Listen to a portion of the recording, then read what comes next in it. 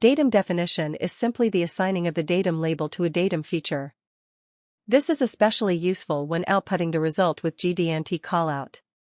In this example, we assign a datum definition to A, B, C, to this 3 planes that we will use as our reference system for future inspections. This is how they will appear in the TouchDMIS code. The process is very easy. Let's see. Let's start by measuring the 3 planes.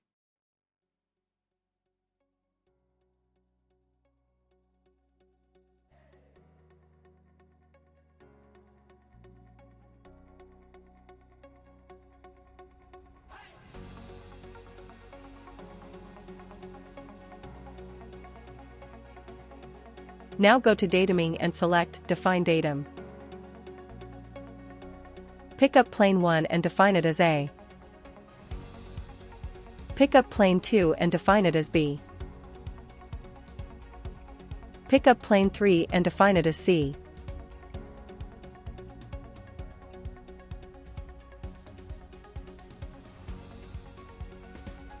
Here is the datum definition inside the TouchDMIS code. You can find the list of the datums from the database in the hierarchic selection window.